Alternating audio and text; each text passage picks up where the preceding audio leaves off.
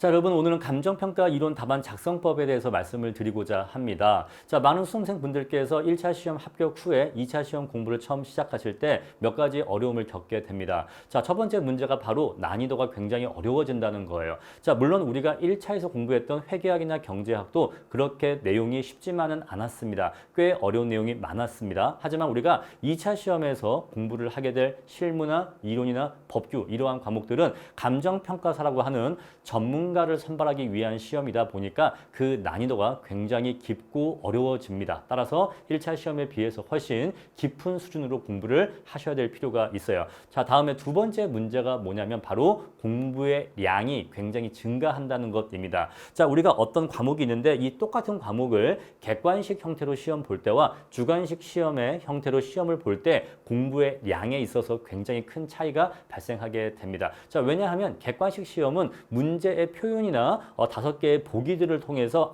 이거 이런 거였지 라고 하면서 그 보기들을 통해서 답을 골라내거나 또는 보기들 중에서 어떤 보기가 맞는지 틀린지는 우리가 완벽하게 암기되어 있지 않다 하더라도 알 수가 있거든요. 자, 그런데 주관식은 백지라고 하는 답안지라고 하는 백지에다가 나의 지식과 생각을 적어내야 되기 때문에 완벽하게 암기되어 있거나 완벽하게 이해되어 있지 않으면 답안지의 빈 공간을 채울 수가 없습니다. 여러분 이렇게 한번 떠올려 보시면 돼요. 자, 민법에 판례가 있는데 이 판례를 객관식으로 시험 볼 때에는 자, 이 판례가 맞는 내용이냐? 라고 물어보겠죠. 그러면 읽어보고서 그래 이 판례는 이런 내용이었지라고 이 판례가 맞는지 틀리는지는 판단할 수가 있다 얘기예요. 쉽게. 그런데 자, 그 판례를 적어봐라 라고 하면요. 그 판례를 완벽하게 암기하고 있어야 됩니다. 따라서 이렇게 이해하시면 딱 느낌이 오실 거예요. 판례를 읽고서 이 판례가 옳은지 틀린지 판단하는 것과 내가 그 판례를 답안지에 옮겨 적는 것은 공부의 양에 있어서 굉장히 큰 차이를 가져온다는 것 이렇게 이해하시면 쉽게 이해하실 겁니다. 자, 이처럼 2차는 논술형 시험이다 보니까 공부의 양이 굉장히 증가하게 됩니다. 자, 그리고 공부의 양과 질뿐만 아니라 세 번째 새로운 형태의 어려움에 직면하시게 되는데 바로 그것이 답안지 작성의 어려움이에요. 자, 대부분의 수험생분들께서 물론 저도 그랬습니다. 자, 논술형 시험에 익숙하지가 않으세요. 자, 대학교 다니실 때 중간고사나 기말고사를 우리가 보통 답안지에 적어서 보기는 봤지만 그건 사실 엄밀한 형태의 논술형 시험인 것은 아니고 다만 그냥 그 문제에 대한 답을 그냥 주관식 형태로 쓴 것뿐이지 사실 그것은 어떤 답안지 형식 논리를 갖고 있는 답안지는 아니었다. 따라서 대학교의 중간 기말고사는 논술형 시험이라고 분류하기가 어렵다. 왜냐하면 아무런 형식 논리가 없기 때문이다라는 것입니다. 그리고 답안지 분량도 제한이 없죠. 내가 풀다가 답안지 더 달라 하면 더 주기 때문에 분량도 무제한이고 형식도 제한이 없다 보니까 저는 답안지 대학교 중간 기말은 포함하지 않고 그렇다면은 대부분의 수험생 분들은 논술형 고사가 익숙하지 않습니다. 자, 따라서 답안지라고 하는 형태를 어떻게 나의 지식과 생각으로 채워내야 되는지 그 방법에 대해서 어려움을 처음에 많이 겪게 돼요. 따라서 답안지 작성법에 대해서 간단히 말씀을 드리고자 합니다. 자, 오늘 제가 말씀드리는 답안지 작성법은 첫 번째로 출제위원들의 강평 내용을 토대로 베이스로 했습니다. 자, 그것을 베이스로 했고 여기에 플러스 수험생으로서 제가 겪었던 점, 그 다음에 플러스 합격 이후에 강사로서 수험생분들의 답안지를 수천 부 이상 채점하고 첨삭하면서 느꼈던 점, 이 세 가지를 종합해서 본 컨텐츠를 준비했고요. 다음에 두 번째, 제가 오늘 말씀드리는 감정평가 이론 답안 작성법은 물론 이론이라는 과목에 대한 작성법입니다만 법규라는 과목에 대해서도 기본적인 공통점이 있다는 것을 말씀드리고자 합니다. 자, 따라서 오늘 말씀드리는 답안 작성법은 물론 법규도 법규 나름대로의 답안 작성법이 있겠지만 이론과 법규는 어느 정도 공통점이 있다라는 점을 감안해서 그러한 내용으로서 본 내용을 받아들여 주시면 좋겠습니다. 자, 그럼 이제 본격적으로 답안 작성법 내용 들어가겠습니다. 자, 왜 답안 작성법이 중요한가? 자, 왜냐하면 우리는 감정평가사로서 합격을 하느냐 합격하지 못하느냐 하는 것은 2차 시험 점수에 의해서 결정이 됩니다. 그런데 2차 시험 점수라고 하는 것은 우리가 면접의 형태로 시험을 보는 것이 아니다 보니까 오로지 내가 적어낸 2차 답안지에 의해서만 평가받게 됩니다. 즉 우리는 오직 답안지로만 승부를 보게 돼요.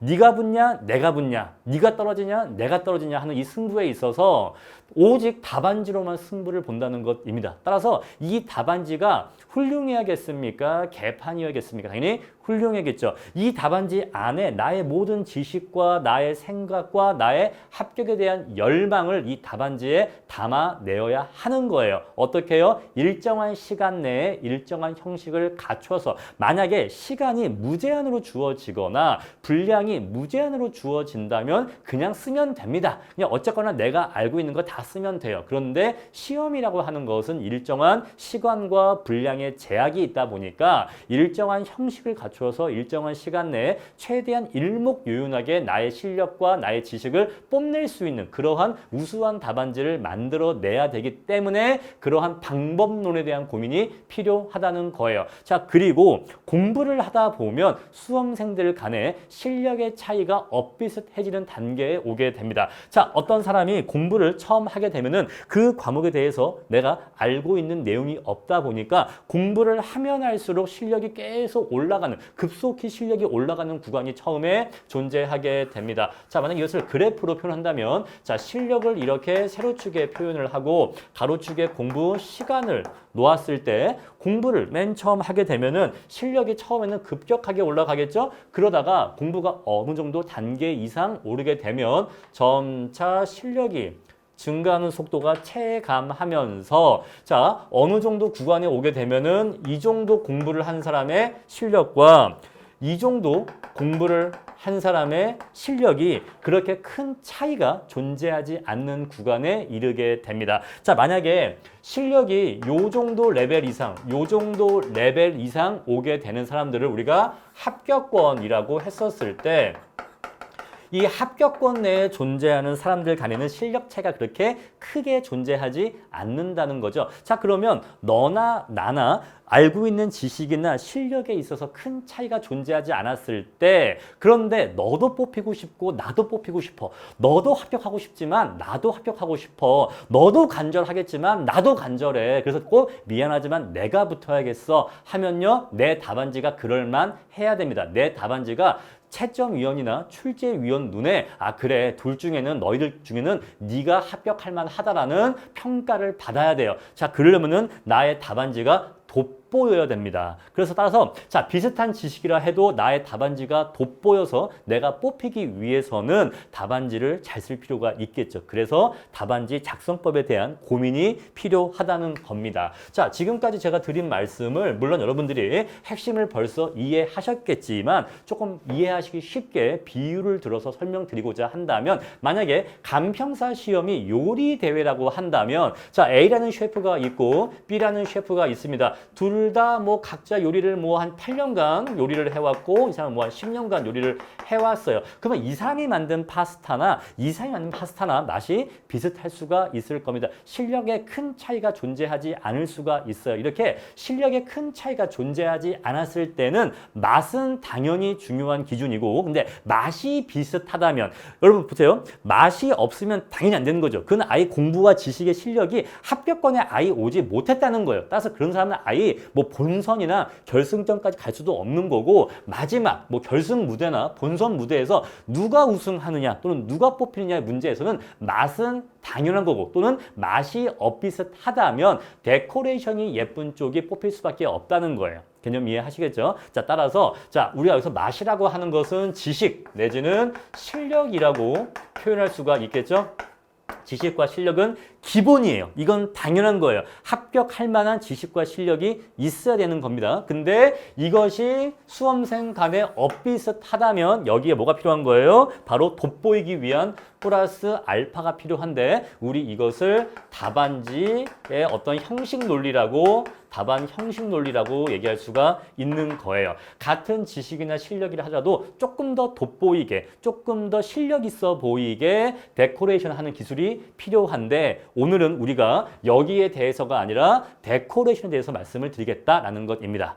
자, 그런데 제가 이렇게 말씀을 드리면 마치 답안지 작성법이 이건 완전히 꾸미기에만 관련된 거구나라고 오해하실 수가 있는데 놀랍게도 답안지 작성법을 2차 공부 시작 단계에서 먼저 공부하시는 것이 2차 공부의 공부 효율에도 엄청난 영향을 미치게 됩니다. 이게 지금 무슨 얘기냐면 원래 우리가 공부를 하고 난 다음에 답안지를 쓰게 되죠. 따라서 원래는 공부가 선이고 답안지 작성이 후인 거죠. 그죠? 공부를 먼저 하고 그 다음에 답안지를 쓰는 건데 놀랍게도 이 답안지 작성법을 먼저 공부하는 것이 공부의 효율에 영향을 미치기 때문에 사실은 우리가 2차 공부를 효율적으로 하기 위해서는 본격적인 공부 시작에 있어서 답안 작성법에 대해서 어느 정도 얘기를 들어놓고 공부를 시작하는 것이 공부의 효율을 대폭 높여줄 수가 있고 그리고 이렇게 공부해서 답안지를 쓰면 답안지도 굉장히 잘 쓸 수가 있다는 거예요. 자, 그럼 왜 답안지 작성법을 미리 공부하는 것이 공부 효율에 영향을 미치냐면요. 자, 우리가 2차 공부를 시작하게 되면요. 엄청난 합승량에 좌절하게 됩니다. 자, 여러분 법규 한번 떠올려 보죠. 우리가 법규 공부하면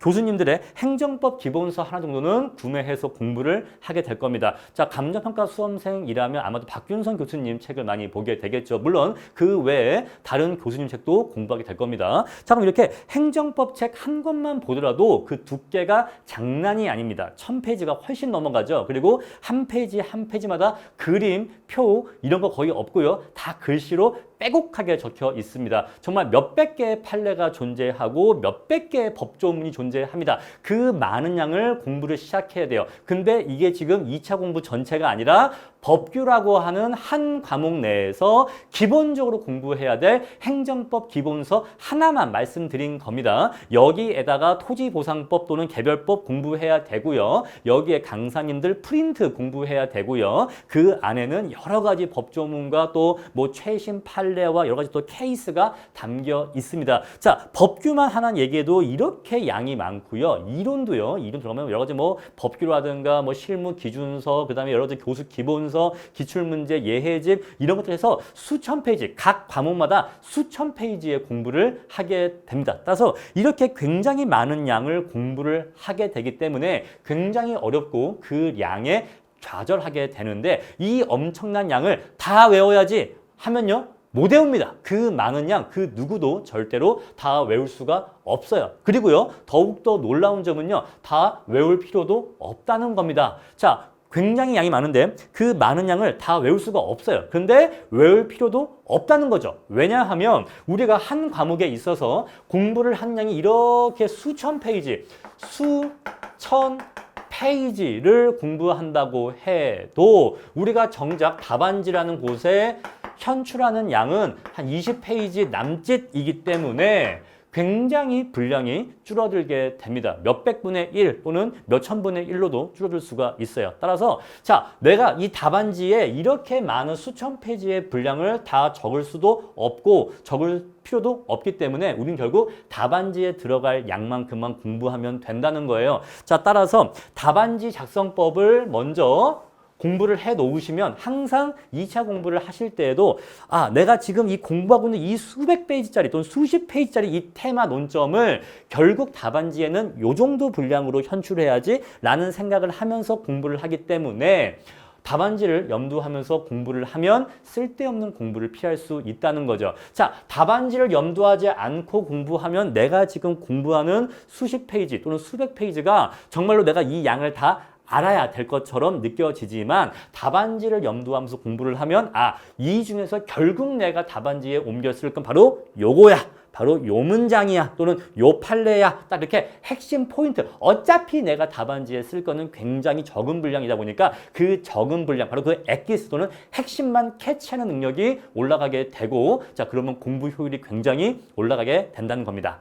자, 그래서 항상 2차 공부를 하실 때는 답안지 작성. 자, 내가 지금 보고 있는 이 수십, 수백 페이지의 자료를 결국 답안지에는 어떻게 쓸 것인가를 고민하면서 공부를 하시면 2차 공부의 효율을 굉장히 높일 수가 있고 쓸데없는 공부를 하는 것을 피할 수가 있다. 따라서 자, 물론 내가 공부한 지식을 돋보이게 하기 위해서 2차 답안 작성법을 공부할 필요가 있지만 오히려 선행적으로도 2차 공부를 시작할 때 쓸데없는 공부를 하지 않도록 불필요한 내용을 외우려 하지 않도록 하기 위해서 공부 효율을 높이기 위해서 답안 작성법을 미리 공부할 필요가 있다는 말씀입니다. 자, 그럼 이제 본격적으로 내용 들어갈게요. 자, 출제위원 강평으로 살펴본 합격하는 답안지의 조건이라고 제가 이름을 붙여봤습니다. 자, 지금부터 제가 말씀드릴 몇 가지 합격하는 답안지의 조건을 말씀드릴 텐데 이 내용은 기본적으로 출제위원들의 강평 내용을 토대로 해서 만들었다는 점. 그래서 제가 참조로 한 제가 출처가 되는 출제위원들의 강평들도 자료에 옮겨놨습니다. 자, 먼저 첫 번째, 출제자가 물어보는 논점에 충실히 써야 됩니다. 여러분, 답안지는 말 그대로 답을 하는 종이를 답안지라고 합니다. 그렇죠? 답을 하는 종이를 답안지라고 해요. 자, 그렇다면요, 답이라고 하는 것은 질문에 대한 답을 하는 겁니다. 이거를 오해하시면 안 돼요. 답안지라고 하는 것은 내가 하고 싶은 말을 쓰는 종이가 아닙니다. 출제자가 뭔가를 물어봤고 우리 그것을 질문이라고 하죠. 그 질문에 대한 답을 쓰는 겁니다. 그렇죠? 그래서 답안지라고 하는 겁니다. 자, 그러면 출제자가 A에 대해서 물어봤으면 A에 대해서 답을 하는 게 잘 쓴 답안지입니다. 그런데 놀랍게도 많은 수험생 분들께서는 출제자가 A를 물어보면 A를 물어봤네. 이거는요, 이거예요 라고 하면서 A 대시에 대한 답을 씁니다. 여러분, 물어본 건 A입니다. A 대시가 아니에요. 자, 지금은 이게 너무나 당연하고 쉽게 느껴지지만 자, 실제로 공부를 하고 나서 2차 시험을 보시다 보면은 출제자가 묻는 게 이건지 그 논점을 정확하게 파악하기 어려울 때가 있습니다. 또는요, 수험생 본인이 오해할 때가 있어요. 출제자는 분명히 A를 물어봤는데 이거 A 대시에 대한 물음 아니야? 왜 이런 오해가 생기냐면 내가 공부를 한 게 A 대시예요. A 대시가 시험에 나올 줄 알고 A 대시를 막 공부를 해놓은 거예요. 그런데 시험에 A가 나왔어. 근데 나는 A 대시 준비를 많이 했거든요. 그러면 눈에 뭐가 보인다고? A 대시에 대한 준비를 많이 한 사람은요, 이 문제가 A 대시에 대한 문제로 보여요. 그렇게 됩니다. 자, 이게 옛날에 어떤 사례가 있었냐면 시장가치 개념의 변천 과정을 써라 라고 물어본 문제가 있었어요. 자, 시장가치, 가격의 개념 중에서 시장가치 개념의 변천 과정을 쓰라고 문제가 물어봤습니다. 여러분, 자, 시장가치 개념의 변천 과정은 이 시장가치라는 개념이 어떻게 변해왔느냐를 써라 라고 묻는 거죠. 그렇죠. 시장 가치가 옛날부터 지금까지 그 개념이 어떻게 변해왔는가를 물어보는 거예요. 어려워요? 쉬워요? 전혀 어렵지 않고 헷갈리지 않죠. 그런데 이 당시에 많은 수험생들이 어떤 오해를 했냐면 그 해가 우리가 감치계에서 정상 가격에서 원래 정상 가격 개념을 쓰다가 그 가격 개념이 없어지고 시장 가치라는 가격 개념으로 바뀐 첫 번째 해였어요. 가격 개념이 이렇게 정상 가격에서 시장 가치로 가격 개념이 바뀌었을 때 이 문제가 나오니까 뭘 준비했냐면 시험 공부 준비로 정상 가격과 시장 가치의 개념의 비교 또는 공통점과 차이점을 비교하는 동의, 같은 점과 차이점을 쓰는 그러한 논점에 대해서 공부를 많이 했단 말이에요. 자, 그럼 보세요. 출제자가 물어본 건 뭐예요? 시장 가치 개념의 변천 과정, 이거를 물어본 거예요. 이게 A죠. 그런데 많은 수험생분들은 어떻게 답을 한 거예요? 시장가치 개념과 정상 가격 개념의 비교를 쓴 거예요. 바로 이게 A-인 겁니다. 개념 이해하시겠어요? 제가 지금 뭔 말 한지 아시겠죠? 자, 출제자는 분명히 시장 가치가 어떻게 변해왔냐라고 물어봤지 정상 가격과 시장 가치가 어떤 점에서 같고 다르냐를 물어본 건 아니에요. 그럼 이 논점과 아무 상관없는 얘기냐? 아무 상관없는 얘기는 아니에요. 관련은 있어. 하지만 정확한 A는 아니고 요거는 A-인 거예요. 그럼 여러분 답안지에 A에 대해서 답을 한 답안지가 있고 A-에 대해서 답을 한 답안지가 있었을 때 어떤 답안지가 더 좋은 점수를 얻을 수 있었을까요? 당연히 정확하게 물어본 게 A니까 A에 대해서 답을 쓴 답안지가 당연히 더 좋은 점수를 얻을 수가 있었겠죠. 따라서 답안지라고 하는 것은 묻는 논점을 정확하게 파악한 다음에 마치 스나이퍼처럼 정확하게 조준을 해서 그 논점의 핵심을 맞춰야 되는 겁니다. 지금 그 말씀을 드리고 있는 거예요. 자, 기본적으로 채점 기준은 출제자가 묻는 사항을 썼는지 여부에 대해서 점수를 주게 된다. 물어보는 거에 대해서 써야지만 답을 주는 거지 물어보지도 않은 내용을 막 썼다고 해서 또는 많이 썼다고 해서 점수를 주거나 많이 줄 수가 없다는 거죠. 가장 중요한 포인트 바로 무엇이다? 묻는 걸 써라. 묻는 걸. 자, 두 번째. 자, 출제자가 물어보는 논점에 대해서 주변적인 이야기는 할 필요 없다. 이거는 중요하지 않고 설문에서 직접적으로 중요하게 묻는 내용을 최대한 자세히 써라. 무슨 얘기죠? 용건, 핵심적인 논점에 대해서만 자세히 써야지 이 논점에 그런 주변적인 격가지 이야기는 할 필요도 없고 한다고 해도 아주 짧게 해라. 뭐가 많아야 된다? 바로 직접적으로 묻는 내용이 최대한 답안지에 많이 서술되어야 한다는 겁니다. 자, 근데 이렇게 출제자의 논점 파악이 중요한 문제는 바로 1번부터 4번 또는 1번부터 5번까지 문제 중에서 일반적으로 1번 내지는 2번 문제, 1, 2번 문제에서 출제자의 논점 파악이 중요한 경우가 많아요. 왜냐하면 1번 문제와 2번 문제는 1, 2번 문제는 출제위원들이 굉장히 고민을 많이 해서 내는 문제이기도 하고 또 1번이나 2번 문제는 분량도 많다 보니까 출제자가 수험생 간의 어떤 이 변별력 확보를 위해서 조금 어려운 논점을 심어 놓는 경우가 많습니다. 자, 3, 4번부터는 단순 약술 문제가 많고 1번 내지는 1번, 2번 문제까지는 논점 파악 문제가 많아서 특히 1, 2번 문제를 푸실 때는 그 논점을 정확하게 파악할 필요가 있다. 자, 3번과 4번 또는 5번까지 3번 이하 문제, 그냥 3번 이하 문제로 할게요. 3번 이하 문제는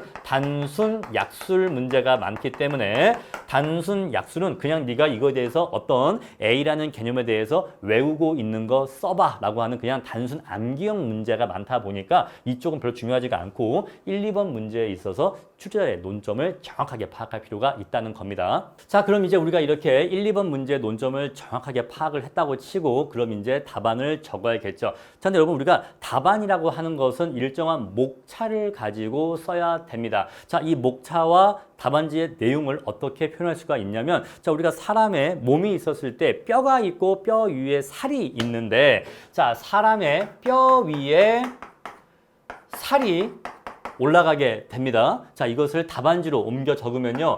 목차가 있고 목차 위에 글이 적히는 거예요. 자, 뼈와 살이 합쳐져서 사람의 몸을 이루죠. 그러면 답안지는요. 목차와 글이 만나서 답안지의 형태를 이루게 됩니다. 근데 우리가 안면 윤곽 뼈가 이뻐야 그 예쁜 얼굴뼈 위에 살이 입혀져야 예쁜 얼굴이 나오겠죠. 또는 멋있는 얼굴이 나오겠죠. 그런 것처럼 답안지도 좋은 목차 위에 글이 적혀져야 좋은 목차가 나오고 그 좋은 목차에 글들이 채워 넣어져야지만 좋은 답안지가 나오게 됩니다. 따라서 저는 이 목차를 인체의 뼈에 비유할 수가 있다라고 말씀을 드리고 싶어요. 자, 목차 구상에 충분한 시간을 투자하라. 왜냐하면 목차가 좋아야지만 결국 좋은 답안지가 나오기 때문에 또는 우리가 집을 만들 때 좋은 설계도를 갖고 집을 짓기 시작해야 좋은 집이 나오기 때문에 라고도 표현할 수가 있어요. 따라서 그만큼 목차는 굉장히 중요하기 때문에 목차 구상에 충분한 시간을 투자할 필요가 있다는 겁니다. 왜냐하면 좋은 목차 없이는 절대로 좋은 답안이 나올 수가 없다는 거예요.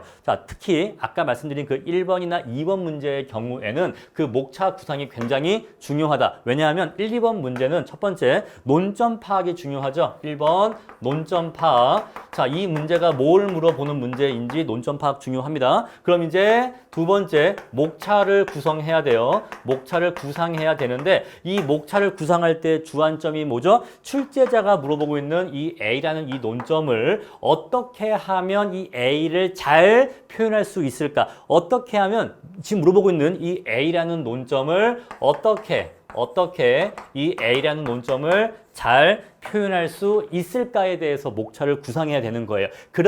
그러한 구상 하에서 답안지를 적어야지만 물어보고 있는 이 A에 대한 답을 잘 표현할 수가 있는 겁니다. 이렇게 목차 구상이 된 다음에 그 다음에 이제 세 번째로 A에 대한 내용, 글을 작성하게 되는 거죠. 이렇게 답안 작성은 3단계로 이루어진다고 말씀드릴 수가 있어요. 자, 그랬을 때 이 목차 구상이 굉장히 중요한데 자, 이때는 시간이 필요하겠죠. 따라서 얼마만큼 시간을 투자하느냐. 바로 해당 문제 시간 중에서 약 20% 시간까지 목차 구상에 투자할 수 있다는 거예요. 어떤 문제는요? 1, 2번 문제는요. 선생님 그러면요. 자, 1, 2번 문제에서 자, 해당 문제 시간의 20%까지 시간을 목차 구성에만 적어버리면 3, 4번 문제를 풀 시간이 부족해지지 않겠습니까? 그럼 어떻게 되겠어요? 3, 4번 문제는 주어진 시간보다 짧게 써야 돼요. 여러분, 실무, 이론, 법규 어떤 과목도 마찬가지입니다. 3번, 4번, 2번이 아닌 3번, 4번 문제부터는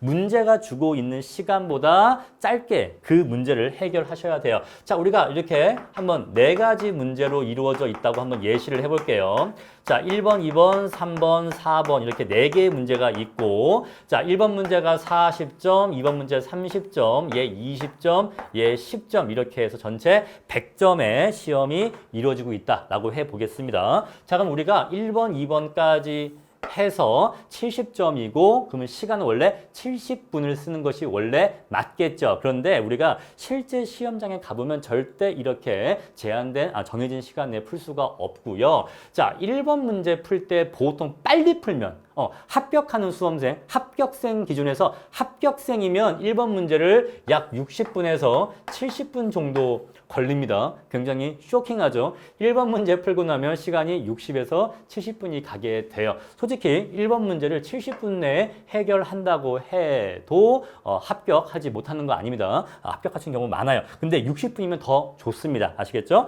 자, 그렇고요. 2번 문제는요. 거의 이 시간 내에 들어오셔야 됩니다. 거의 그냥 이 시간 내에 딱 푸셔야 돼요. 자, 그러면 시간이 얼마 남느냐? 남지 않거나 10분 남겠죠. 그래서 요 3, 4번 문제는 두 개를 합쳐서 한 15분 정도가 아마 쓸 수 있는 거의 최대 시간일 거예요. 15분은 거의 15분 정도 쓸 수 있고 만약에 1번, 2번을 본인이 글씨가 빠르다. 내가 좀 손이 빠르다. 나는 팔이 안 아프다. 라고 하시는 경우에는 글씨를 빨리 쓰시면 3, 4번 문제 최대 한 20분 정도까지도 쓰실 수 있는 경우가 있을 텐데 자, 이러한 경우에는 이분은 합격이다 라고 얘기할 수가 있어요. 다만 어떤 조건이 있죠? 이 앞에 내용을 개판으로 휘 갈겨 쓴 거 아니고 괜찮은 답안지를 써왔는데도 이 정도 시간을 3, 4번 문제 투자할 수 있다? 그러면 그분은 그해 우수한 점수로 합격하는 수험생이고 일반적으로는 요 3, 4번 썼을 때 한 10분에서 15분 정도만 남아도 합격 가능성이 보이는 겁니다. 이것은 현실적인 시간을 말씀드리는 거예요. 아시겠죠? 자, 그럼 다시 돌아와서 이론적인 시간을 말씀드릴게요. 자, 각각의 문제마다 배점만큼 시간을 할당하시면 됩니다. 이게 원칙이에요. 40점짜리 문제는 40분의 시간을 할애하시면 됩니다. 30점짜리 문제는 30분의 시간을 할애하시면 돼요. 아시겠죠? 자, 따라서 1번, 2번 문제에서 목차 구성에 있어서 해당 문제 시간에 20%까지 투자하라 라는 말은 1번 문제가 40점 문제인 경우에는 1번 문제의 목차 구상에 논점 파악과 목차 구상에 8분까지 투자할 수 있다는 얘기입니다. 물론 선생님 그런데요. 8분의 시간을 투자했는데 8분이 지나도 아직도 1번 문제의 논점 파악이나 목차 구상이 끝나지 않았습니다. 그러면 그냥 답안지를 쓰기 시작해야 되나요? 아니면 시간을 더 투자해야 되나요? 당연히 더 투자해야 됩니다. 왜냐하면 1번 문제를 개판으로 쓰면요. 그 해의 합격은 어차피 물 건너 간 겁니다. 1번 문제가 승부처예요, 여러분. 자, 우리가 2차 시험이 시리법 3과목이 있는데 다들 대충 아시겠지만 이 세 과목 중에서 누가 주인공이죠? 누가 센터죠?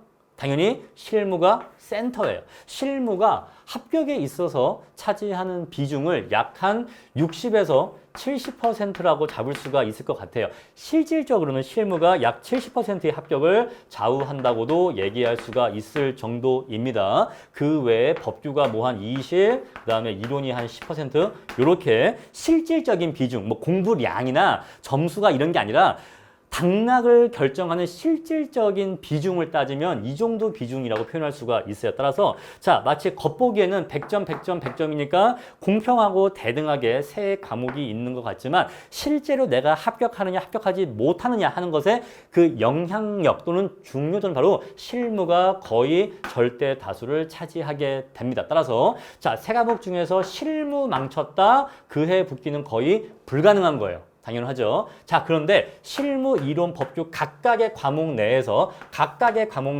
1, 2, 3, 4번이 이렇게 주어져 있다. 당연히 1번 문제가 승부처인 겁니다. 각각의 과목 내에서도 1번 문제를 못 풀거나 1번 문제를 개판으로 풀었다 하면요, 그 해는 합격이 어려운 거예요. 아시겠죠? 그러면 어떤 문제가 제일 중요할까? 당연히 실무의 1번이 제일 중요한 거예요. 실무의 1번이 제일 중요한 과목의 제일 중요한 문제. 그런데 비극은 어디에서 시작되냐면 2차 시험 날 너무너무 떨리는데 첫 번째 시험이 실무 시험이고 첫 번째 푸는 문제가 1번 문제라고 하는 슬픈 전설이 매년 내려오고 있는 것입니다. 엄청나게 떨리는 상태에서 엄청나게 긴장되는 상태에서 가장 중요한 과목의 가장 어려운 문제를 먼저 풀게 되니까 첫날 아침에 첫 번째 시간에서 벌써 운명은 결정된다. 따라서 실무의 1번 문제는 굉장히 중요하다. 그런데 실무를 넘어왔다고 해도 2교시 이론이나 3교시 법규 모두 각각의 과목에 있어서 1번 문제가 중요하다 이 얘기예요. 따라서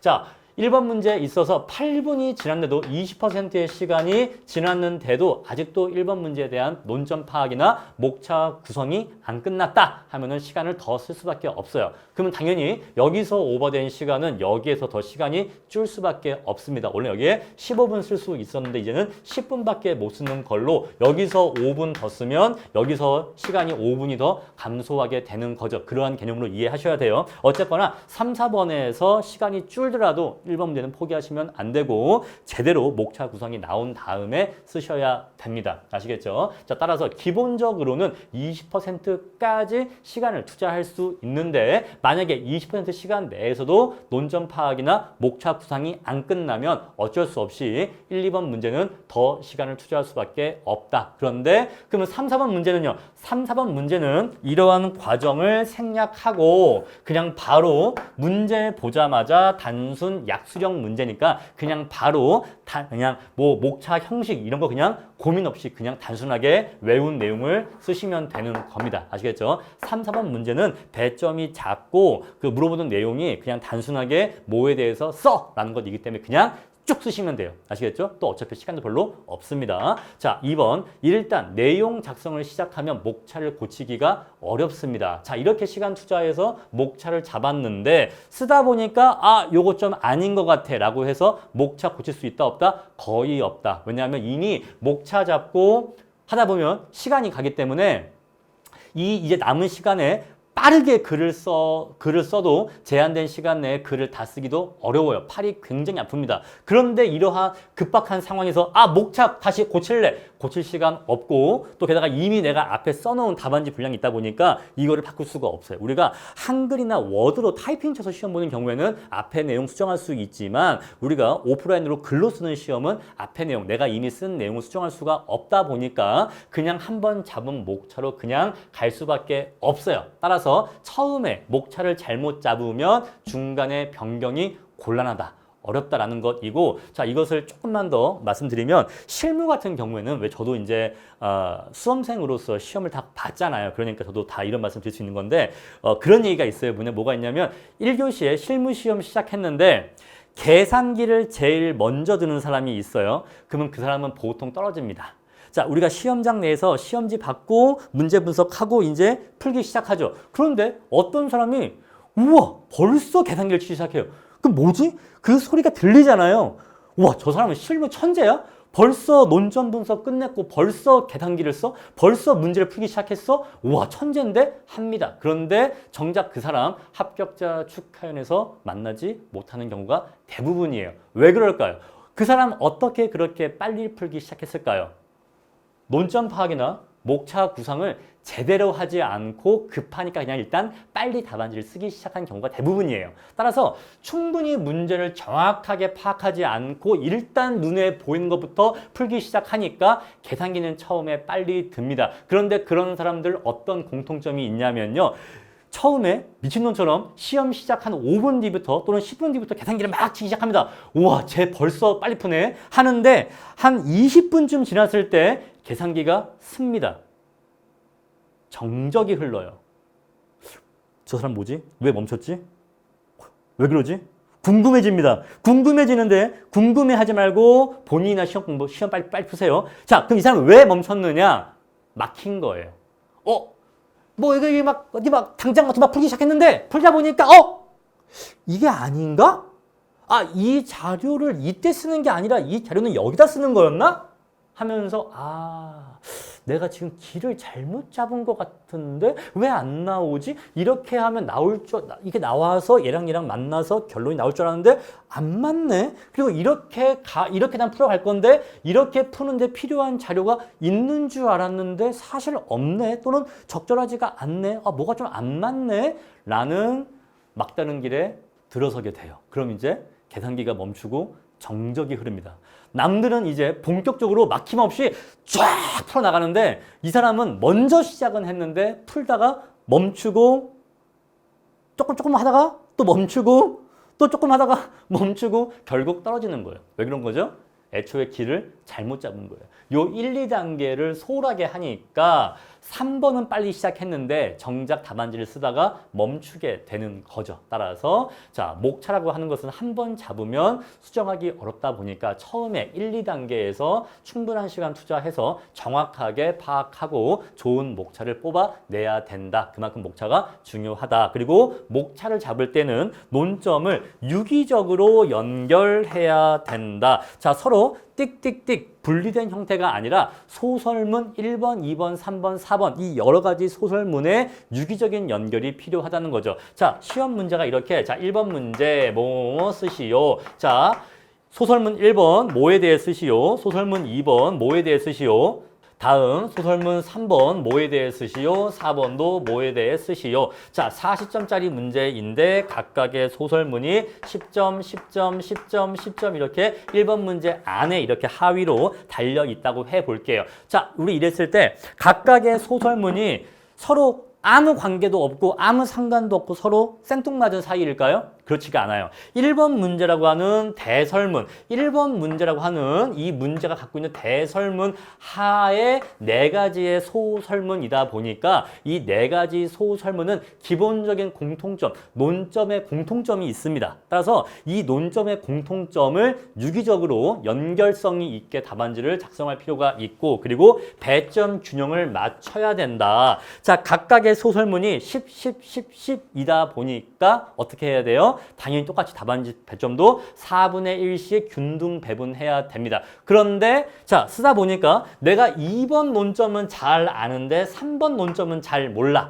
그래서 내가 2번 문점은 15점 분량을 쓰고 3번 논점은 5점만 쓴다? 그러면 안 된다 이 얘기예요. 아시겠죠? 답안지의 분량은 뭐에 비례한다? 문제의 배점에 비례한다. 따라서 10점짜리 문제의 답안지 분량에 20점짜리 문제의 답안지 분량은 당연히 2배가 되는 거다. 아시겠죠? 40점짜리 문제는 20점짜리 문제 분량이 당연히 2배가 되는 겁니다. 따라서 문제가 주고 있는 배점과 답안지의 분량은 비례하고 일치하기 때문에 문제가 묻고 있는 배점에 맞춰서 답안지를 작성하실 수 있어야 되는 거예요. 아시겠죠? 따라서 내가 아는 건 많이, 모르는 건 조금 이렇게 쓰시면 안 된다라는 것입니다. 따라서 목차를 잡으실 때 배점 균형까지 고려해서 각각 몇 페이지를 쓸지를 배점 균형까지 잡아서 목차를 잡을 필요가 있다는 거예요. 자, 다음 세 번째, 1번 문제가 가장 중요하다. 이미 말씀을 드렸습니다. 1번 문제가 배점도 가장 많고 출제자도 가장 신경을 쓴 문제이고 따라서 논점 파악이 중요하고 그래서 수험생 간의 실력 차이가 또는 변별력이 크게 발생할 수 있는 문제이기 때문에 즉 승부처 문제이기 때문에 1번 문제가 가장 중요하기 때문에 1번 문제에 충분한 시간을 투자해서 자, 1번 문제에 10분, 20분을 더 투자해서라도 반드시 좋은 답안을 구상해야 된다라는 것입니다. 자, 네 번째, 간결하게 서술해라. 자, 제가 수험생분들의 답안지를 채점하다 보면 많은 분들께서 문장을 너무 길게 쓰시는 버릇이 있어요. 자, 말을 간결하게 하는 말을 이렇게 간결하게 끊어서 문장을 쓰셔야 되는데 자, 이러이러하니까 이러이러한데 그런데 이러이러해서 이러이러하다 이런 식으로 너무 길게 씁니다. 자, 이렇게 문장이 길어지게 되면은 비문이 나오게 돼요. 자, 문장이 머리가 나오고 다음에 몸통 나오고 꼬리 나오고 끝나야 되는 건데 자, 머리가 나오고서 몸통이 너무 길어지다 보면은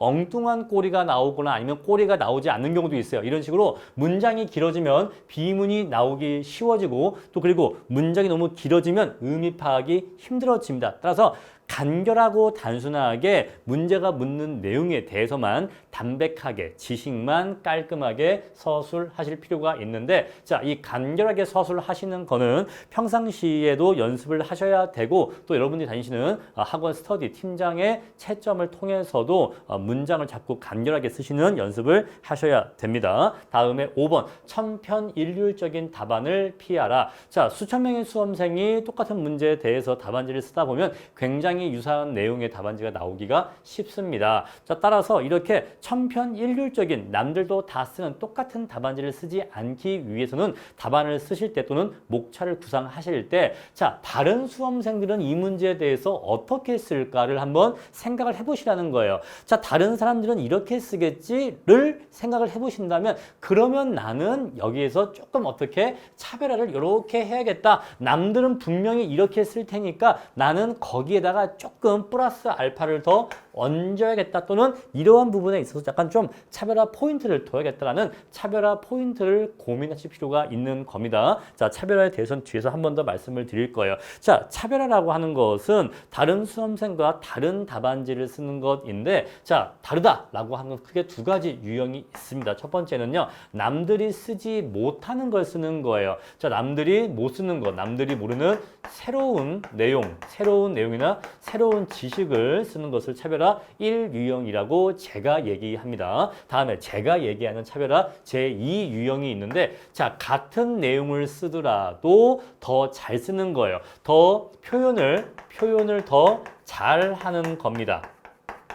자, 저는 이것을 차별화 1유형이라 하고 제2유형이라고 해요. 자, 차별화는 1유형이 가장 바람직합니다. 남들이 모르는, 남들이 쓰지 못하는 새로운 지식, 추가적인 지식을 쓰는 것이 가장 좋은 형태의 차별화예요. 따라서 이 1유형의 차별화를 위해서는요, 평상시에 공부하실 때 폭넓은 공부가 필요하겠죠. 자, 그러면요, 교수님 기본서라든가 신문 기사라거나 또는 학자들의 논문 이런 내용들을 보충하셔서 남들이 모르는 플러스 알파 내용을 답안지에 현출하신다면 여기에서 플러스 알파 점수를 획득할 수가 있겠죠. 자, 그런데 이게 말이 쉽지 사실은 어렵습니다. 특히나 자, 시간이 부족한 2년차 수험생에게 다른 수험생보다 결국에 실력적으로 우위에 서라 사실은 이 얘기잖아요.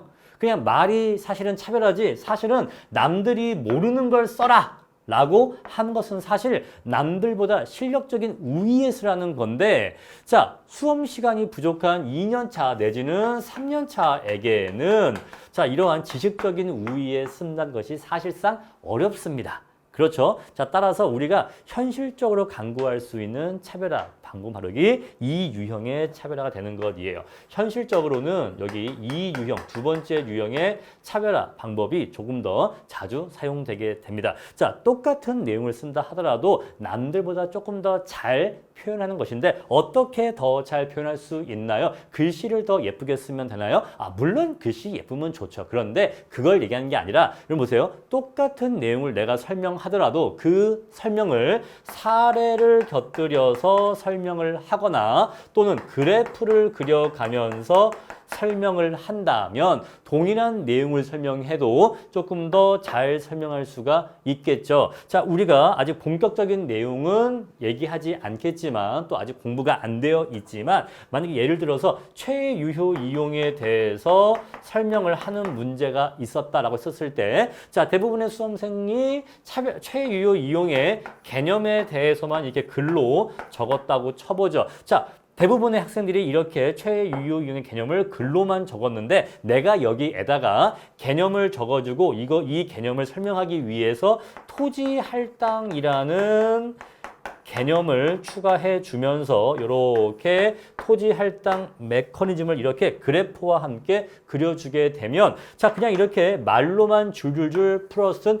천편일률적인 답안지보다 이렇게 같은 내용이라 해도 그래프를 활용해서 조금 더 잘 표현한 답안지가 조금 더 좋은 점수를 얻게 되는 겁니다. 개념 이해하시겠죠? 물론 내용적인 설명은 들어가지 않겠습니다만 이렇게 사례라든가 그래프를 통해서 같은 내용도 더 풍부하게 조금 더 잘 표현하는 방법을 차별화 제2유형이라 하는데 답안지 작성법에서는 두 번째 이 유형을 연구를 하셔야 돼요. 답안지를 쓰실 때마다 어떻게 하면 내가 이걸 조금 더 잘 표현할 수 있을까? 그러한 고민을 하실 필요가 있는 겁니다. 자, 다음에 구체적인 사례를 많이 적어라. 방금 제가 말씀드린 차별화 제2유형 얘기입니다. 그래야지만 비슷한 지식에서도 내 답안지가 더 돋보일 수 있다는 거죠. 같은 수준의 지식에서도 내가 사례를 더 많이 들거나 또는 그래프를 그려서 설명함으로써 남들보다 더 잘 설명할 수 있고 더 답안을 잘 쓴 답안이 될 수 있다는 겁니다. 자, 구체적인 사례 제시는 답안을 더욱더 풍부하게 됩니다. 자, 우리가 뒤에서 보겠지만 출제유형 강평에서도 사례를 많이 들기를 권유하고 있어요. 그래야지만 답안의 내용이 더 풍성해진다는 거죠. 한 개라도 더 쓰는 것이 네가 붙냐 내가 붙냐 라고 하는 상대평가에서는 내 답안지가 좀 더 좋은 평가를 받는데 유리하다는 겁니다. 자, 우리가 추상적인 이론을 설명하는데 이 추상적인 이론을 추상적으로만 설명하고 끝나는 게 아니라 이 추상적인 이론이 구체적인 현실에서 어떻게 적용되는지 그 사례를 설명하게 되면 추상적인 이론 플러스 구체적 사례로서 좀 더 현실감 있고 생생하게 내가 정말로 이 이론을 이해하고 있다는 것을 답안지 채점위원에게 보여줄 수 있다는 거예요. 개념 이해하시겠죠? 자, 마지막으로 7번 성의 있게 답안을 작성하라. 자, 이 마지막 7번 내용은요. 출제위원 강평에서도 발견할 수 있는 내용이지만 제가 학원 강사로서 몇 년간 몇천 부의 답안지를 채점하면서 느꼈던 점이기도 합니다. 자, 답안지를 보면요. 생각보다 굉장히 많은 것을 파악할 수가 있습니다. 저는 그분의 성별, 나이대를 일단 파악할 수가 있어요. 그리고 성별, 나이, 그리고 기초학력 파악할 수 있습니다. 다음에 네 번째로 그 사람의 성의를 파악할 수가 있어요. 이 사람이 이 답안지를 작성할 때 얼마나 성의 있게 썼는가가 답안지에 다 반영이 되고 다 묻어나고 느껴지게 됩니다. 자, 따라서 답안지를 쓰실 때는 가급적 깔끔하게 그리고 성의 있게 정성을 담아서 쓰실 필요가 있다는 거예요. 왜? 그것이 다 느껴지기 때문에. 첫 번째, 합격을 향한 열망의 온도가 답안지에 묻어난다는 것입니다. 자, 이 얘기는 제가 수험생일 때 강사님에게 들은 이야기인데 그 법교 강사님이었던 것 같아요. 그 법교 강사님이 이제 법대 교수님들 얘기를 들려주시는데 법대 교수님들이 뭐 사시, 행시, 외시에 출제위원 많이 하시잖아요. 자, 그러면 법학 답안지 채점을 하시다 보면은 이렇게 합격시켜주세요라고 하는 그런 답안지가 있대요.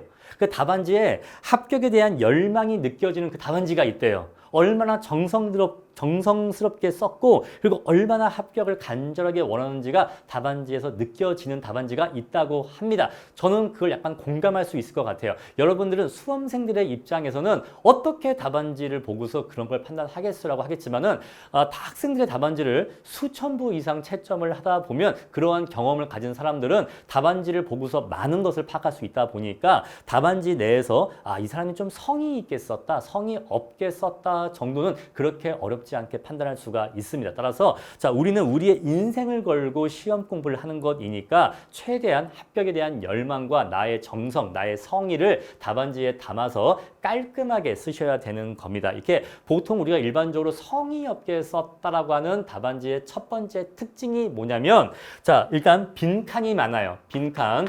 빈 칸이 많다 또는 빈 줄이 많다.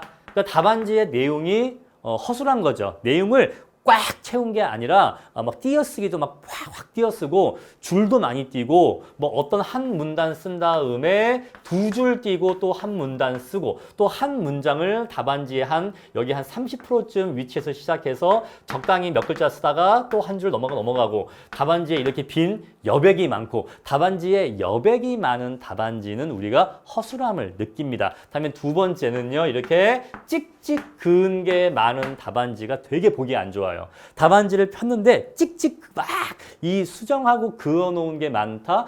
이 사람은 일단 답안지가 일단 들어오니까 보기 싫고 두 번째는 이게 뭔가 지금 논점을 분석하고 목차를 구성할 때 제대로 문제 분석을 하지 않고 일단 답안부터 쓰다 보니까 이렇게 수정을 많이 했다라는 느낌도 줍니다. 또 그게 사실이고요. 따라서 자 문제를 맨 처음에 푸실 때 논점 분석과 목차 구성에 충분한 시간을 투자하셔서 쓰다가 중간에 뭐가 막혀서 이렇게 찍찍 긋는 내용을 수정하는 이러한 일이 가급적 없으신 게 좋아요. 아시겠죠? 다음에 세 번째는요. 자, 글씨를 보면 또 약간 성의가 느껴집니다. 자, 물론 우리가 대부분이 악필이에요. 왜냐하면 우리는 컴퓨터 세대이다 보니까 우리가 손으로 글씨를 잘 쓰지 않고 대부분 자판을 칩니다. 저도 그래서 가끔씩 글씨를 쓰다 보면 좀 어색할 때가 있어요. 왜? 하도 글씨를 안 쓰다가 항상 키보드만 치다가 손으로 직접 글씨를 쓰려고 하면 잘 안 써지는 느낌을 받게 됩니다. 따라서 우리가 옛날 나이가 좀 있으신 분들은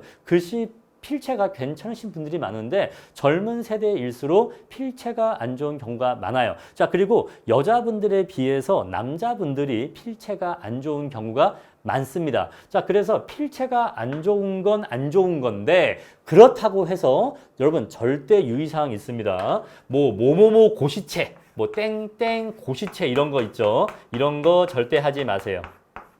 글씨 교정을 하기 위한 연습은 저는 권장하지 않고 특히 뭐뭐 고시체 이런 거는 절대로 따라하지 않으시기 저는 권장드립니다. 왜냐하면 고시체라는 건 없어요. 그런 건 없습니다. 그냥 본인 글씨 쓰시면 되고 또 두 번째가 뭐냐면 시험장에서 답안지를 쓸 때 시간이 충분합니까? 부족합니까?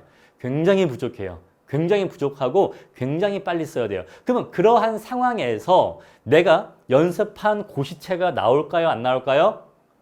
이 고시체가 나올까요? 아니면 나의 원래 글씨체가 나올까요? 당연히 나의 원래 글씨체가 나와요. 시험장에서는요, 원래 나의 글씨체가 나오게 됩니다. 왜? 시간이 너무 없어요. 자, 우리가 글씨를 천천히 쓰면요, 예쁘게 쓸 수 있고, 뭐 어떤 폰트 쓸 수도 있어요. 그런데 시험장에서는 미친놈처럼, 미친 사람처럼 답안지를 빨리 써야 됩니다. 얼마나 빨리 쓰냐면, 이거 제가 뻥치는 게 아니고, 정말 이거 실화입니다. 실화. 제가 합격하던 해에 이거 약간 좀 뭐 왕년의 말이야, 뭐 낙대는 말이야 이런 약간 무용담 같은데 실화이기 때문에 정말 말씀드립니다. 제가 2교시 시험 보는 동안에 팔에 통증을 느꼈어요. 왜? 글씨를 너무 시간이 부족해서 막 쓰다 보니까 팔에 여기 손목에 통증을 느꼈어요. 근데 3교시 법규에서 통증을 참아가면서 아픈데 막 시큰시큰 아픈데 또 어쩔 수 없이 글씨를 막 또 썼습니다. 팔이 너무 아팠어요. 집에 갔더니 손목 염자가 왔습니다. 정말 답안지를 쓰다가 손목 염자가 올 정도로 물리치료를 받아야 될 정도로 그만큼 빨리 써야 돼요. 이거 실화예요. 정말로 그 해에 그렇게 미친 듯이 답안지를 썼고 손목에 염자가 왔지만 염증이 왔지만 물리치료 받았지만 다행히 그 해 붙었다. 그래서 하나도 아쉽지 않다라는 말씀 드리는 거예요. 그 정도로 우리는 내 손목이 정말 나갈 정도로 열심히 써야 돼요. 그런 상황에서 땡땡 고시체 쓸 수 있다 없다? 못 쓴다 이 얘기예요. 따라서 이거는 내 글씨체를 좋아지기 위한 노력, 연습인 건 맞지만 시험장에서는 무용지물이에요. 그게 문제예요. 아시겠죠? 평상시엔 좀 괜찮아진 것 같아. 그런데 시험장에서는 그거 안 나옵니다. 그럼 선생님 어떻게 해야 돼요? 저는 악필인데요.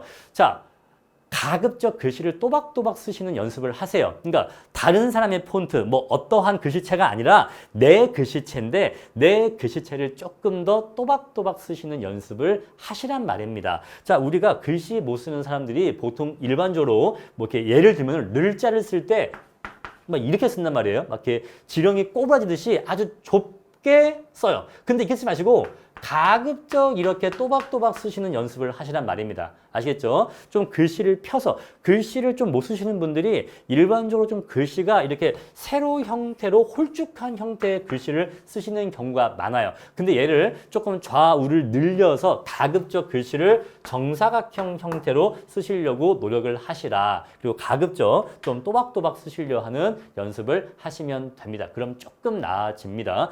그 정도 선에서 글씨 연습을 하시면 되는데, 자, 그래도 가급적이면 최대한 답안지에 또박또박 쓰려고 하는 연습, 노력은 필요하다. 그리고 최대한 분량을 채워주셔야 된다. 자, 이러한 것들이 종합적으로 내용을 이루어서 이 수험생의, 이 답안지 작성자의 합격에 대한 열망을 느껴지게 하니까 가급적 정성을 다하는 마음으로 성의 있게 답안을 쓰시면 그 정성이 채점자에게도 전달될 것이다 라는 말씀을 드립니다.